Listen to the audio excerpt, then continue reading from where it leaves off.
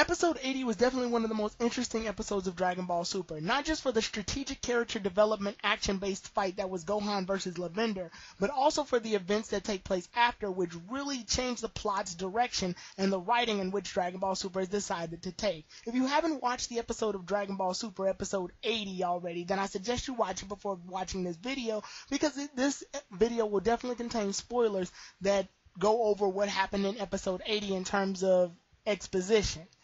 Also, if you haven't watched my review already, I would go check that out as well. That's just, for viewing purposes. But anyway, during the episode, Daishinkan states some rules that Zeno from the future and Zeno from the present made in the terms of which universes will be competing in the Tournament of Power, which ones are exempt, and why exactly they're exempt.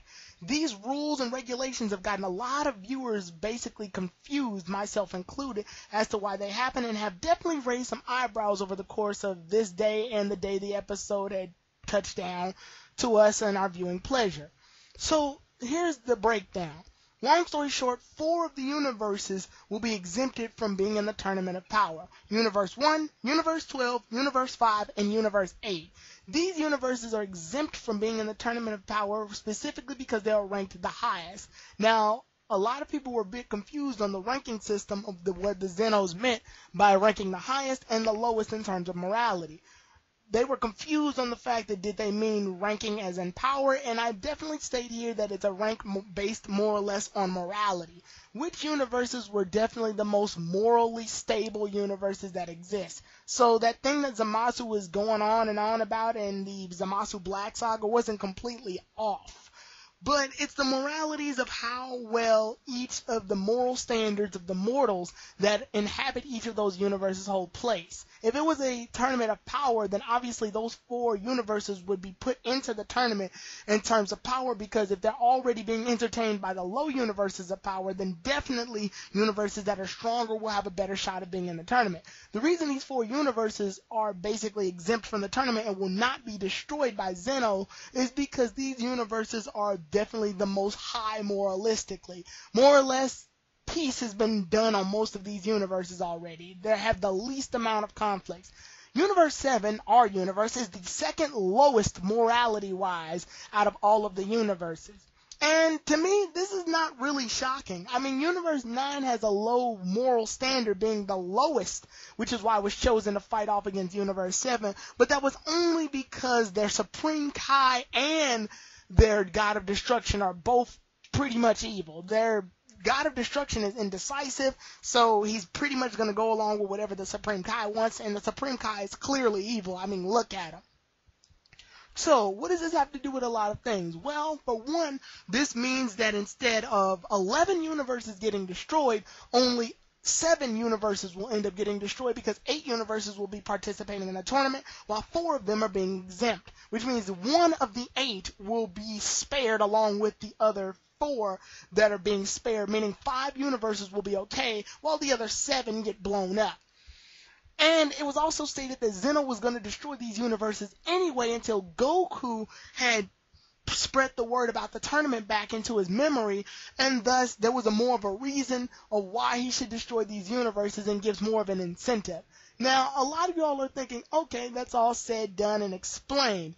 And like I said, it's no surprise to me why Universe 7 is ranked as one of the lowest. Let's break down what Universe 7 has gone through exactly and why it is the lowest. Well, Universe 7 had Frieza ruling over the galaxies along with King Cole with the intergalactic planet trade. The Saiyans were destroying and selling planets for Frieza and themselves. Majin Buu was killing all of the Kais around this time, or before that time, blowing up planets. Beerus has been sleeping on the job, so none of the planets got destroyed in favor of new planets being created or being overwatched by the Supreme Kais. One of the quadrants Kais is dead, the North Kai.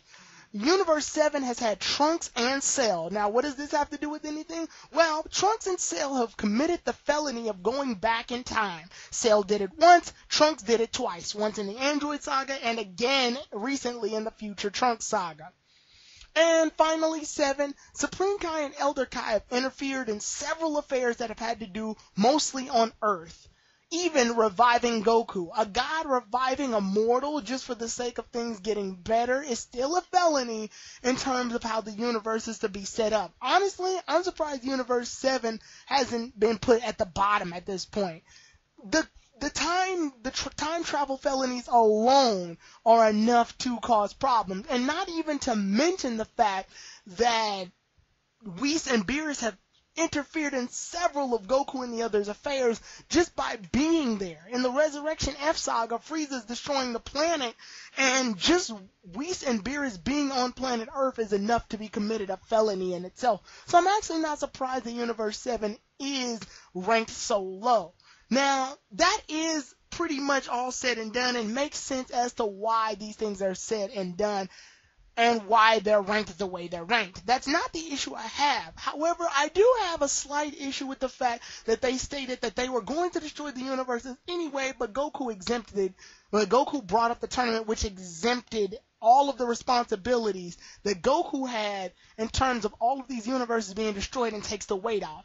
Dragon Ball Super has done 2 moves in order to spare Goku the weight of having to be held responsible for the destruction of 11 universes. For one, 11 universes are no longer at risk. The stakes are not as high anymore, which I always thought was kind of weird anyway. To make a series that basically has no stakes in it, with the exception of Beerus trying to destroy the planet Earth over pudding, and then to go from there to Frieza going into a completely outmatched situation, Universe 6 and Universe 7 having a conflict over practically nothing, Trunks going back and forth in time, past and future alike, and bringing Goku and Vegeta along with in order to jump back and forth from the timelines in order to get help to deal with Zamasu and Black.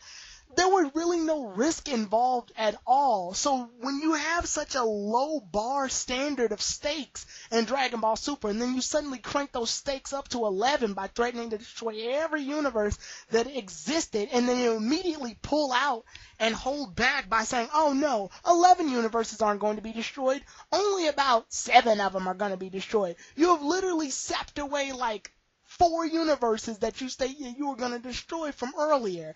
It kind of feels like a really quick writing move to save their asses, much like how Zeno gave Goku the get out of jail free button, aka the Zeno button, to call Zeno in just in case he needs his help for one thing, which we already see ends up happening later in the series. So long as Goku has that button, there's literally no stakes involved. Goku, however, ends up dealing with this situation yet again, where the pressure is immediately taken off of him. Now, what does that have to do with everything else? Well, saying that the Zenos were going to destroy the universes anyway means that Goku was placed back on the pedestal of being the savior of the universe rather than being the one that was accidentally responsible for the destruction. Now, a lot of people have been giving Goku a lot of crap over the past few weeks for him accidentally causing the potential destruction of all 11 universes. To which I gotta say, yeah, this was a mistake on Goku's part, but not a big enough mistake to make him, the next villain of Dragon Ball Super, or, he's a horrible person. This was just an ignorant blunder on Goku's part. Goku's made several worse mistakes. Remember the time that he had Cell fight Gohan, an 11-year-old kid, and gave him a senzu bean in order to make him stronger? See, when you take the weight off of Goku to be held for his responsibilities, we lose that depth of character development that we get on Goku, to where he has to be responsible for the mistakes that he made. If you don't know what I'm talking about, check out this scene from one of my favorite sagas in Dragon Ball Z, the Cell games. Gohan may have that power, but it doesn't matter. He doesn't thirst for battle and mayhem. He's not a fighter like you. Huh?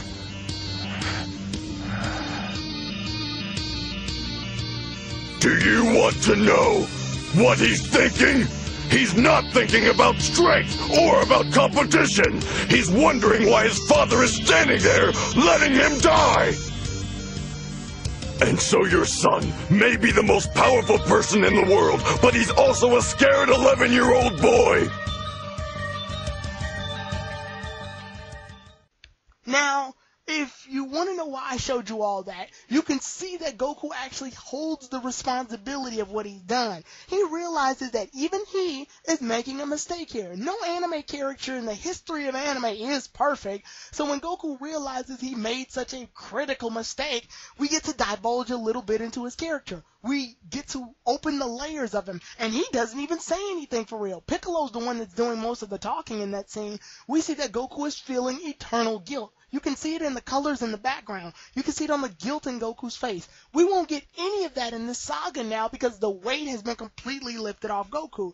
It's not Goku's fault anymore. If anything, he sort of helped remedy the situation. So I just think that this was a really weird writing move on Dragon Ball Super's part, and I just wanted to talk about that because it was bothering me for a long time, and I decided to make a separate video on it. But what do you think about these sudden changes that happened in Dragon Ball Super? Leave your thoughts in the comment section below. See you all then, everybody. Tyron the Guy 3 out.